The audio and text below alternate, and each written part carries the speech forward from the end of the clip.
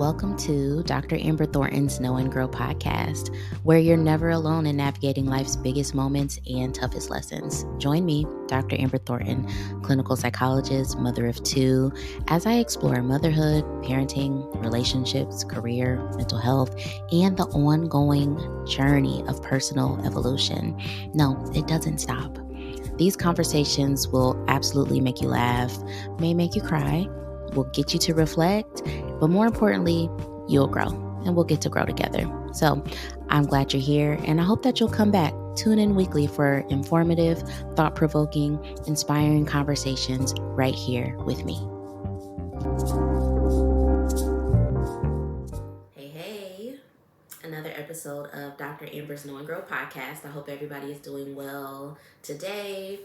At the time you're listening to this, I don't know if it's morning or if it's evening, but for me, it is very early in the morning. It is about 6:30 in the morning, and my day is a little bit different than typical, but I am really working on being more flexible and being in the moment, which is actually what we're going to be talking about for today's episode. So if that's something you're also working on, girl, we're in it together, and we hopefully will learn something new, grow a little bit from this episode with regard to that. But first, let's get into today's astrology segment.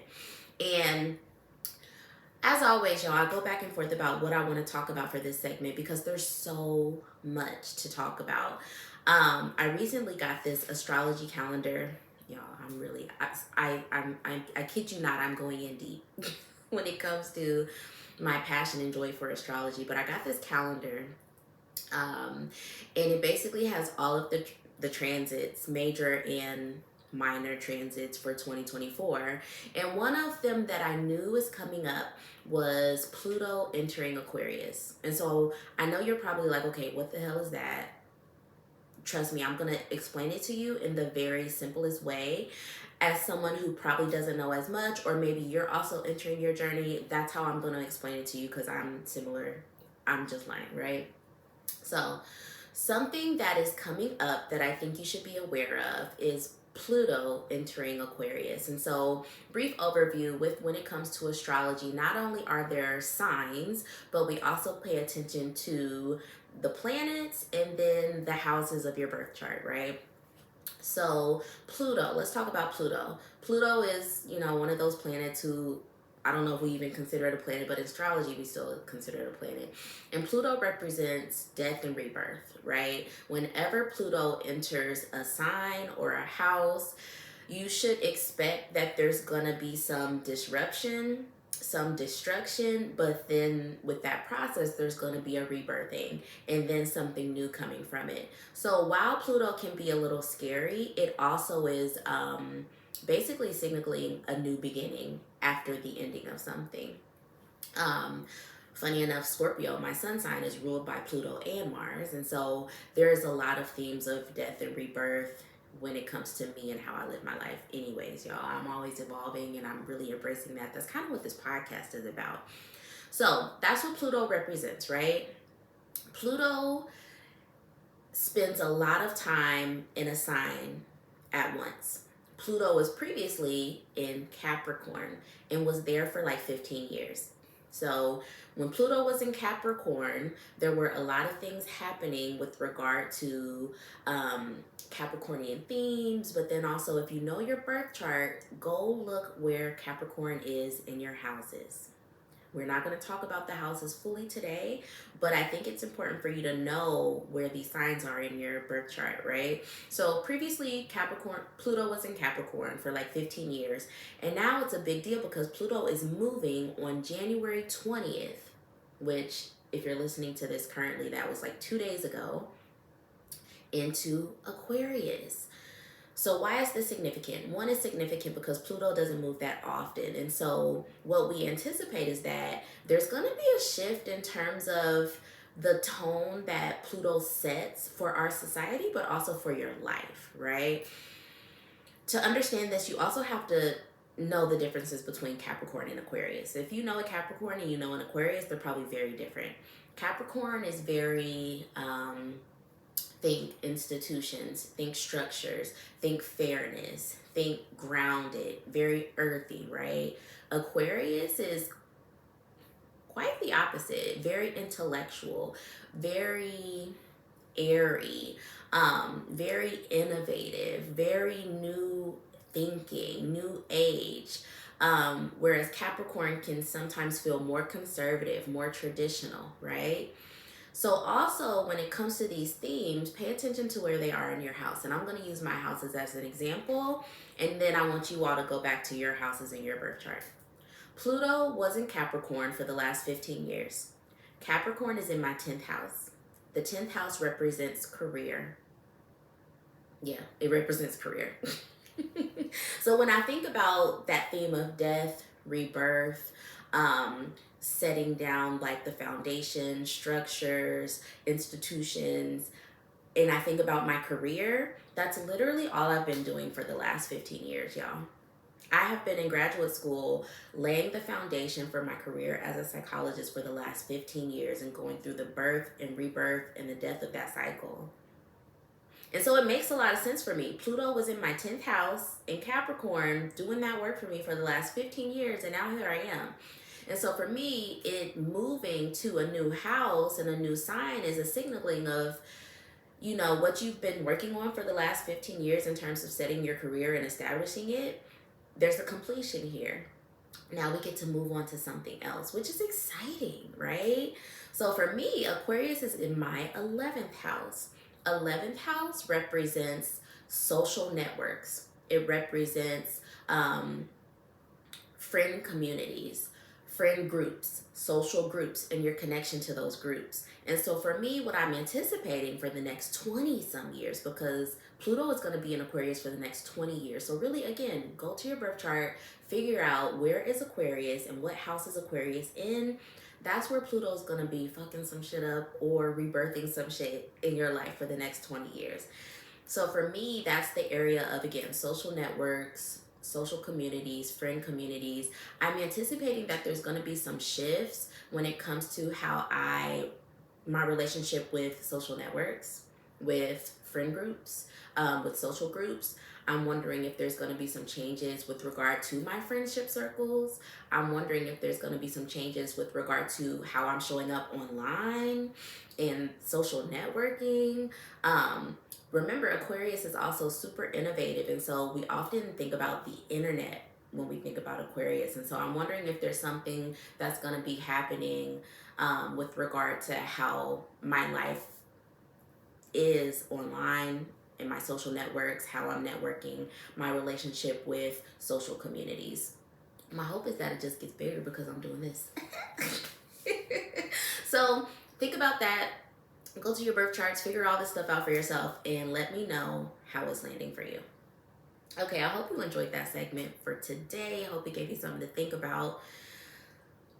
For our main topic today, I'm going to shift it a bit because I actually want to pull our affirmation card first, because I'm just curious to see if, and I'm shuffling the deck for anyone who is watching or who's listening on the podcast but can't see me on YouTube. I'm shuffling it because what I want to talk about today, I'm just wondering if there's going to be an affirmation that actually fills out the topic or like adds more meaning and depth to it, because what we're going to talk about today is going to be kind of, I don't know, you'll see. But what I want to talk about today is an experience I had recently of literally feeling like I had one of the best days of my life. And it's going to sound so simple because it was literally a snow day we had recently. And in DC, we don't get snow days a lot. And if you follow me on Instagram, you probably saw I posted a reel about the day we had where it was a snow day. And, you know, me and my kids and my husband, we got to stay home and we played in the snow. That was basically it. We played in the snow. Made snow angels. We made snowballs. We had a snowball fight. We shoveled the driveway together. For whatever reason, we have 4 shovels, y'all. Ask my husband why, I don't know. And 2 of them are tiny, so the children could use them. Eden, not so much, but C3 for sure was helping, like actually being helpful.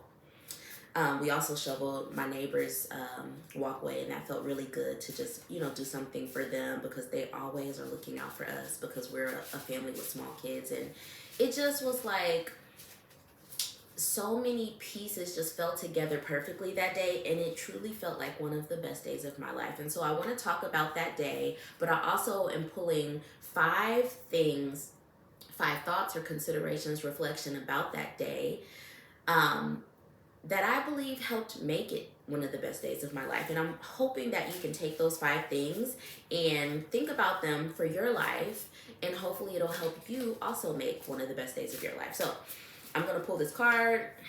I'm still not feeling super confident. That's why I keep shuffling. I'm not feeling confident about which card I'm going to pick, but I'm going to pick one. And I just know that it's supposed to be the one. I'm going to pick from the bottom. I hope this card don't play me like last week. All the while, a few of y'all messaged me and was like, that financial abundance card, thank you, because that was for me. So that's something to keep in mind. Sometimes the cards are not really for me. It might be for someone who's listening. Okay. This one today says, good things are all around me. Most importantly, good things are within me. Okay.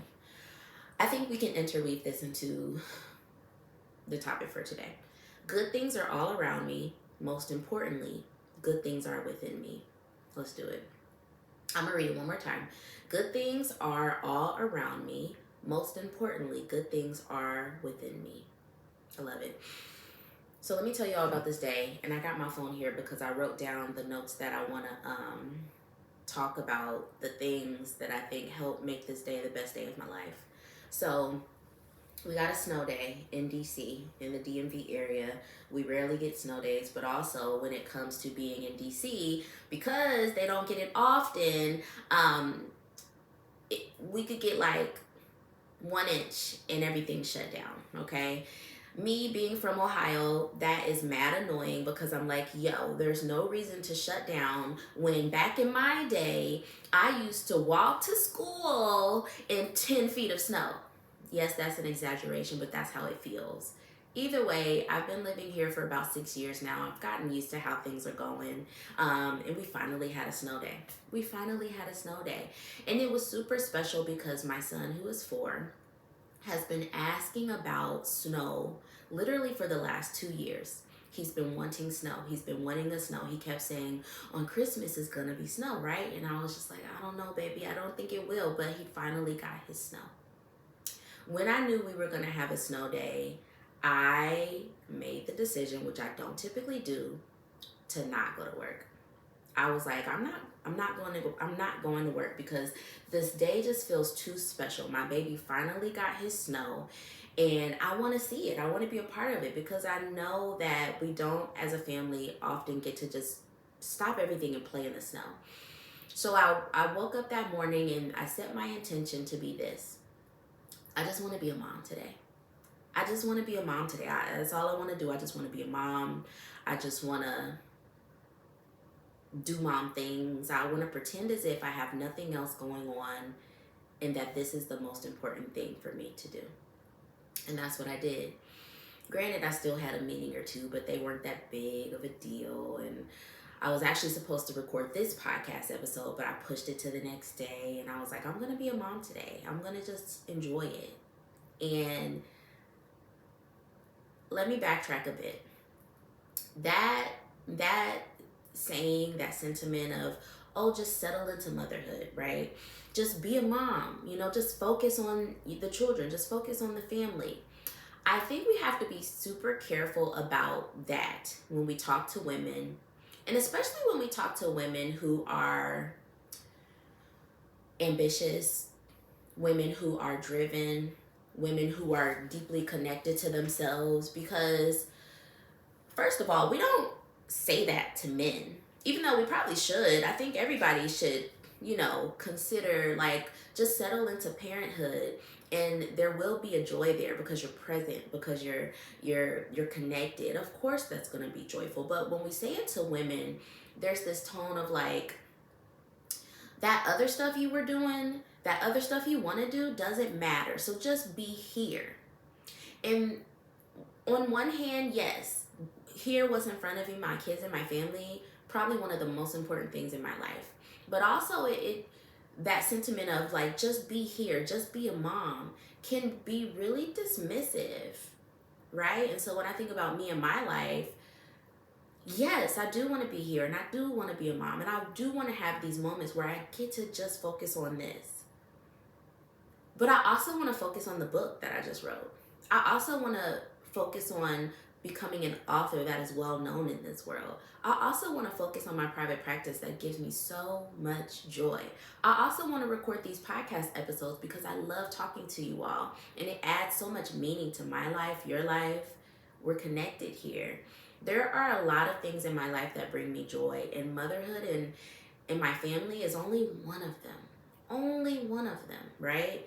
So I want to add that caveat, because this is not me saying that if you just focus on motherhood and your kids, all the other troubles and concerns will fall away, because that's not true. And it's not true because we are whole people. I'm a whole person, you're a whole person, and just like you love your kids, there's probably something else you also really love. There's probably something else you also really, really, really enjoy. And that is the case for me as well. And I can't lie to myself about that. I can't hide that. I can't dismiss that. And I've been really diligent in the past few years, and especially this past year, to really think about what are the things that really bring you joy, and are you giving them enough attention? And if not, why not? And if not, what else can you do to make sure that those things in your life that you really enjoy, that really add value to your life, that you really love, don't just die off? They need you. And motherhood needs you to engage in these things. I am typically my best self as a mom when I'm fulfilled in all these other areas of my life. And me giving these other areas of my life attention fuels my life and fuels my presence as a mother. So going back to this very best day, I would say the number, these are in no particular order, all right? I'm going to talk through 5 things that I think contributed to why it was such a good day for me. But the first thing is I got to be present with my family. I got to be present with my family.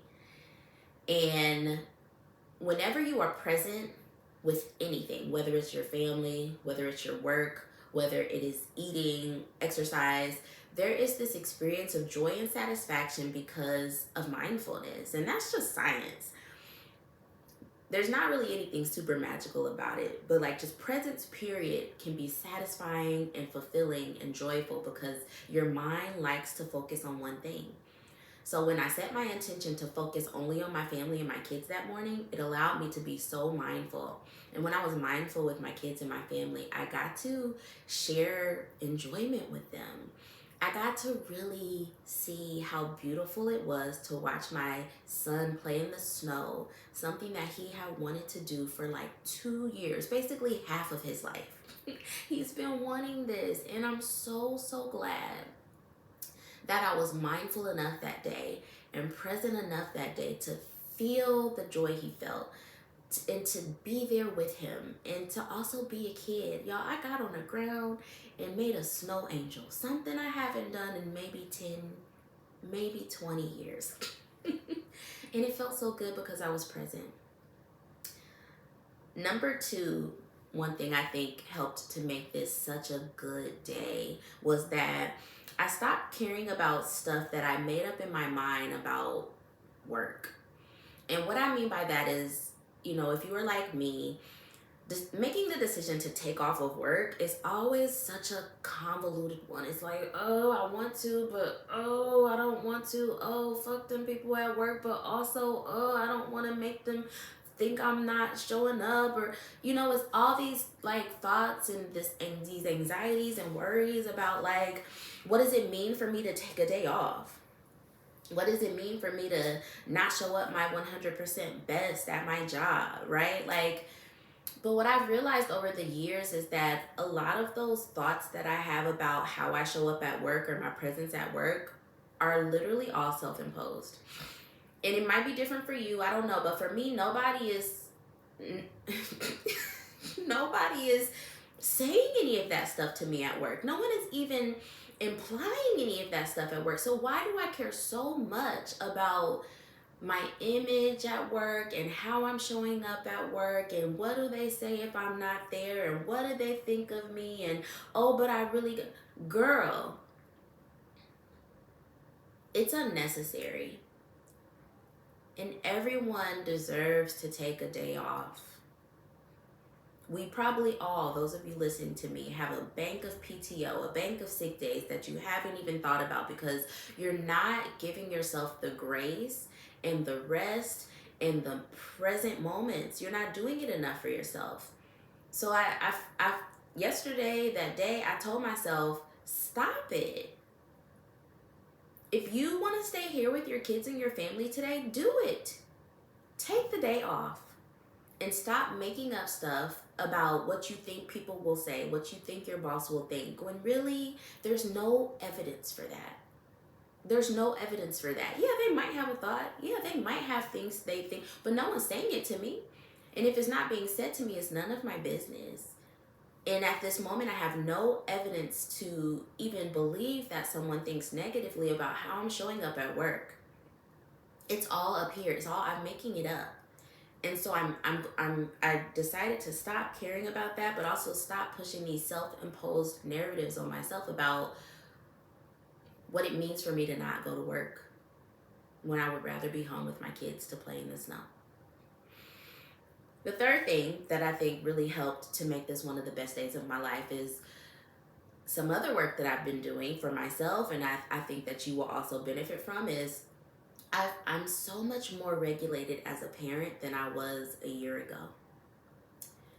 And we will have so many other deeper conversations about this in the book that I wrote, A Parent's Guide to Self-Regulation.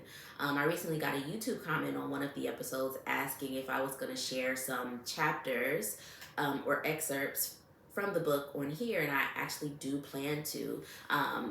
I'm, kind of making an outline of how I'm planning to do that. But in the coming weeks, I will start to share some chapter segments from the book right here. But the process of writing that book really changed my life. And I'll just share briefly, when I first was asked to write this book by the publisher, again, A Parent's Guide to Self-Regulation, they wanted me to write a book about helping parents to self-regulate themselves, their emotions. And I was just thinking, yo, is this a sick joke? God, why would you have me do this? Because you know in my deepest, darkest moments, my biggest fears are that I struggle with this. And I don't know how to do this. So how can I help other parents? But I was open and then I embraced the opportunity, because instead I thought of it as, first of all, Amber, you are Dr. Amber, and you probably know way more than you think. But also, in your biggest obstacles is an opportunity to help someone else with the same challenge. This is an opportunity for you to actually go there and heal this for yourself so you then can help other people do it. And so I'm so excited to start talking about this book more and for the book to be released in June, because it changed my life. I am so much better than I was a year ago, 2 years ago. A day like this a year ago would have threw me, so much so that I would not have even been able to be present, because I would have been so in my feelings and unable to cope with just the fact that the day was disrupted. I would not have been able to be present because I would have been so worried and anxious about the fact that the things didn't go my way, or that I had to muster up some other strategies to be with the kids, knowing that the kids probably would dysregulate me even more. It was a mess, and I was a mess. But because I've been working on my ability to cope more, my own self-regulation strategies, and that has trickled down to my kids a little bit more, we're in such a better space. And I think that is a big factor for why this day, the day that shocked me that, snow day, everybody's home, I just so easily was like, hey, I'm just going to take a day off. I'm going to be present. I was only able to do that because I have been working on my self-regulation, and through the process of that book have found a new me. So I hope that you'll pre-order your copy, because it truly changed my life just writing the book. And I know it'll help change your life too. Whew, that's a good one. That's a big one. Number fourth thing that I think contributed to why this was such a good day for me, and what I wrote down is the attention to my needs and my desires outside of motherhood, so that they aren't distracting me when I am in motherhood. So what I mean by that is this: I'm always a mom, 100%. Every single day of my life, there is not something I get to turn off, right? But there are moments when I'm like in motherhood. And I think that day we had, the snow day, was that day where I was like, I'm choosing to be in motherhood. I'm all in today. I'm giving it 100% of me. I'm all in. I'm in motherhood. And one of the big reasons I was able to do that is because I wasn't distracted by unmet needs outside of motherhood. I wasn't distracted by unmet desires outside of motherhood, because I've been doing the work, y'all. If you listen to the past episode, you know I have a love-hate relationship with that word. But I've been doing the work to make sure that my needs outside of motherhood, my desires outside of motherhood are being tended to. And I think that's a challenge for many of us and many of you. When we become moms, we completely dismiss our other desires. We completely dismiss our needs because we're so focused on our children and our family. Because we love them, of course, but like that's eventually gonna backfire, because one day there's gonna be a snow day and you're gonna wanna be all in motherhood, but you're gonna be distracted because there's these other things calling you, these other things wanting your attention, physical needs that you have not paid attention to, or just desires, emotional desires.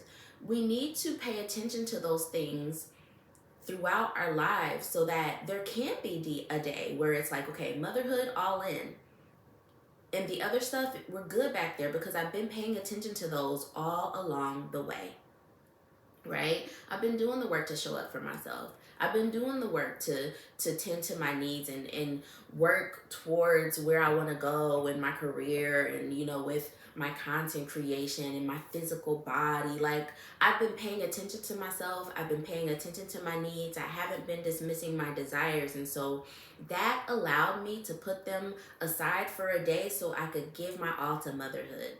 Because again, let's face it, we are multifaceted people. It's hard to just be one thing. We are not just one thing. But there will be a day where it's like, okay, can we just be here? And you can only do it if you've actually been giving attention to all those other parts of yourself, because the other parts of yourself will feel satisfied and be like, okay, that's fine. We're good. We're good. So I hope that gets you to thinking about, what are the other areas of my life that I need to show up for myself, that I need to give more attention, and they may be distracting me from actually being able to just be present here in motherhood. Last thing, y'all, and this one will kind of just wrap it up and it'll just be a little funny, but the last thing I want to say about this best day of my life that I had is that shit changes fast, okay?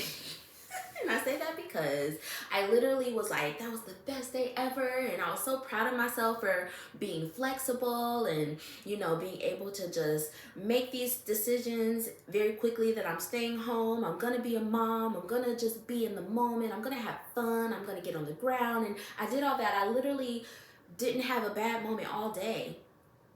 But then at the end of the day, these schools talking about, oh, another 2-hour delay. What? It's like, yo, I was present, I was flexible. But what you mean a 2-hour delay? Get these kids back in school. And so just like that, it flipped and I had no more flexibility to give. And I'm saying that because at first when that happened to me, and I was like, damn, like I had such a good day and like I can't even sustain it, because here we are. But I think this is important to end on today. Just be in the moment and with whatever the moment is. And it's okay if things shift, because there's ups and downs to life. That day was an up, and then the end of the day was like, and now I'm struggling to be flexible again, because it's like 2-hour delay, but I took off all day yesterday and I gotta go to work. And so, now I'm moving through that process of, okay, Amber, we've got a little bit more flexibility, but guess what? Things change. So I think the key and the takeaway is be in the moment, whatever the moment is, and it's okay. I hope this helped you today. I hope this to help you see yourself, discover yourself, find something that you needed to learn about yourself today. I really enjoyed this conversation, and we will talk soon. Thank you so much for listening to Dr. Amber's Know and Grow podcast. I love that you're here. I love that we're learning together. We're growing together. We're navigating all these things together. We're really in this together. So if you enjoyed today's episode, please leave me a 5-star rating and review. That is so important because it helps this podcast grow. And it also gives me some feedback on how it's landing for you. Please share this podcast with someone that you love or someone that you know.